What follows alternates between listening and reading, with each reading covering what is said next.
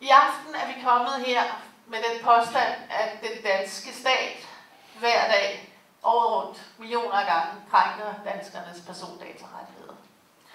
Og det er vores påstand, at det sker, fordi mit idé er designet på en måde, som forhindrer dataminimering. Dataminimering er et krav, jævnfør GDPR-forordningens artikel 25 stykke 1.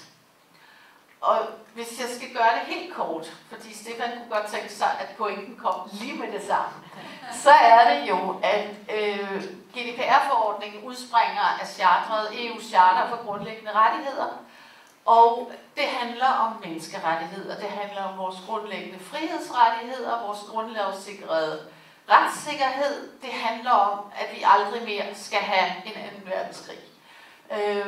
Og problemet er, at GDPR-forordningen sådan set, det kommer jeg til, er en af vores allervigtigste retskilder i dansk ret. Men der har udviklet sig en eller anden form for konsensus om, at det er ok at ignorere den og overskride den. Og det er faktisk det, vi skal have genrejst. Det er en del af pointen med at være her i aften. Det er at gøre jer opmærksom på, jeg er i tvivl om, I godt ved det, men at forsikre jer om, hvor vigtig GDPR-forordningen er, og det er den, der skal hjælpe os med at genrejse den fejlslagne digitalisering i Danmark.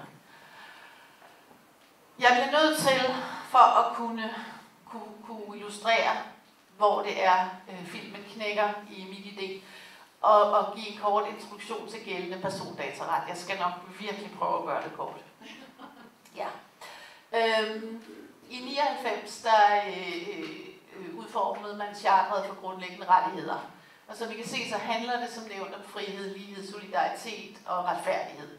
Det er de dybeste og mest basale rettigheder, vi kan have overhovedet. Og samtidig med, at vi vedtog Lissabon-traktaten, blev de juridisk bindende. Og her har jeg bare lige taget et lille uddrag fra præamblen til charteret. Der står bare, at det bygger på udelelige og universelle værdier, menneskets værdighed, frihed, lighed. Vi er oppe på den store klinge her. Det bliver ikke højere. Det er simpelthen de rettigheder, som man ønsker, vi alle sammen skal have, og som ikke under nogen omstændigheder kan afvise fra. Vi har også den europæiske menneskerettighedskonvention.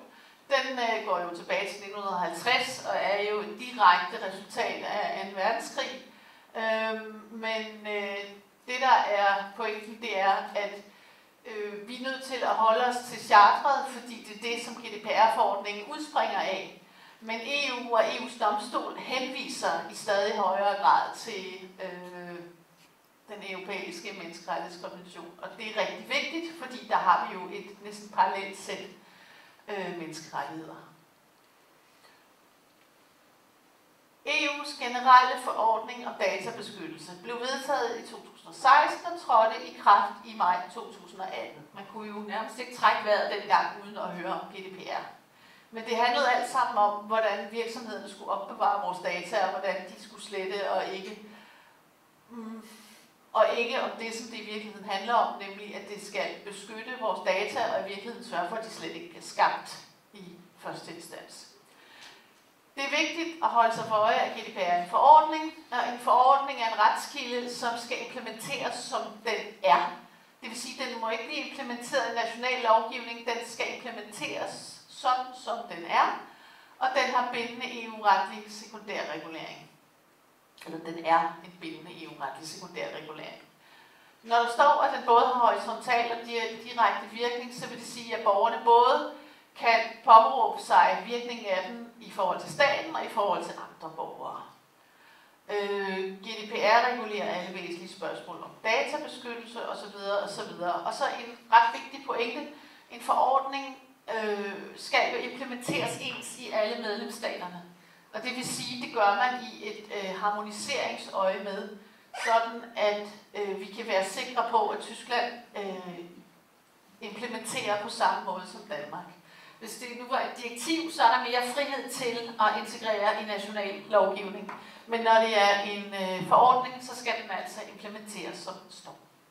Og det betyder netop, at så imødegår man også eventuelle for konkurrenceforvridende faktorer, fordi når forordningen er integreret, så skal den reguleres ens i Frankrig og i Danmark. Ja.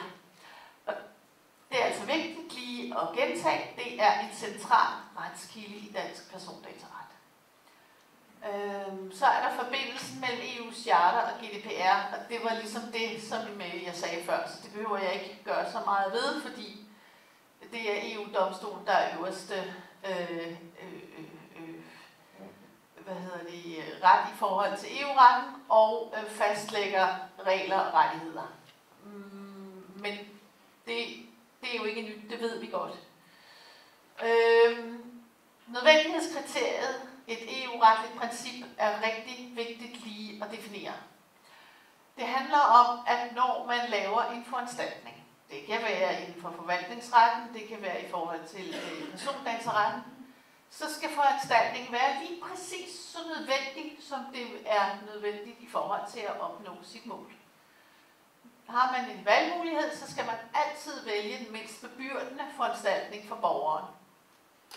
Når vi taler persondataret, så betyder det de facto, at GDPR's artikel 25 stykke 1 siger, at man skal bruge det aktuelle tekniske niveau vedrørende design, som findes. Og det vil sige, at hvis vi tager bullet point 2, så står der, at det aktuelle tekniske niveau forpligter den dataansvarlige til at tage hensyn til eksisterende teknologiske fremskridt, der er på markedet. Og det er utrolig vigtigt, at der står det. Fordi vi kommer til pointen senere, men det betyder jo, at i det øjeblik, vi har designet teknologi, som kan beskytte vores persondata, så skal vi også bruge det. Og det betyder i særdeleshed, at hvis vi tidligere har designet en eller anden form for kritisk infrastruktur eller digital signatur, som i en eller anden grad beskytter persondata, så er vi forpligtet til at bruge det. Også og især, hvis vi er den danske stat. Ja. Her kommer der et eksempel på, hvad et pseudonym er. Og det er fordi, at jeg om lidt kommer til at forklare, at vi har ret til at få pseudonymiseret vores data. Men jeg springer lige over lige med det første og vender tilbage til det. Udover GDPR's artikel 25 stykke 1, så er der en anden vigtig artikel, nemlig GDPR's artikel 35 stykke 1, som tilsiger, at den datakontrollerende har pligt til at lave en konsekvensanalyse, hvis man for eksempel laver et nyt design, introducerer et nyt stykke kritisk digital infrastruktur. Altså, man skal undersøge, hvad der er af mulige risici og konsekvenser ved designet.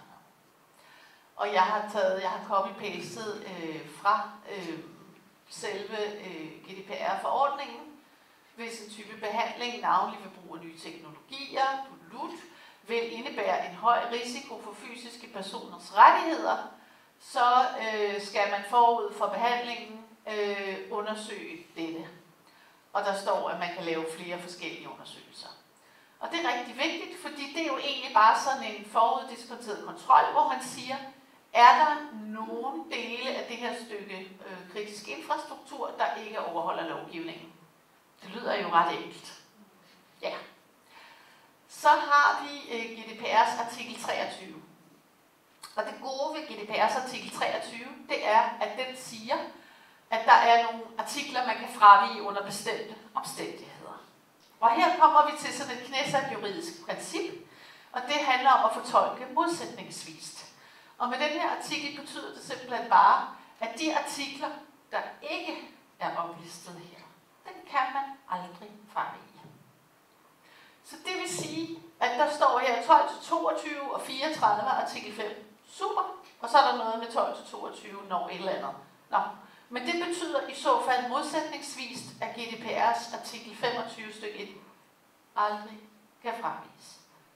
Og det var jo den der med at data minimere til aktuelle teknologiske steder. Så lige for at pensle det ud. Hvis man Bemærk det der konjunktivs hvis, som om, at man aldrig gjorde det. De danske myndigheder henviser til en for eksempel sektorlov eller en bekendtgørelse for at påstå en hjemmel til at ignorere dataminimeringskravet og eller nødvendighedstesten, så henviser man til en ulovlig lov. Og uden en forfatningsdomstol kan vi ikke teste kvaliteten af vores love. Det er måske bare en tilføjelse, men det vigtige her er at sige, at når vi har artikel 23 i GDPR, som siger, at man kan ikke fravige artikel 25, så kan den danske stat ikke bagefter lave love, der siger, at det kan man godt. Det er ikke det samme som, at den ikke gør det. Men det burde ikke kunne lade sig gøre. GDPR's artikel 25 stykke 1 siger altså så: under hensyntagen til det aktuelle tekniske niveau, skal den dataansvarlige gennemføre tekniske foranstaltninger med henblik på effektiv implementering af databeskyttelsesprincipper, såsom dataminimering. Og det skal man jo gøre med henblik på at beskytte de registreredes rettigheder. Hverken mere eller mindre.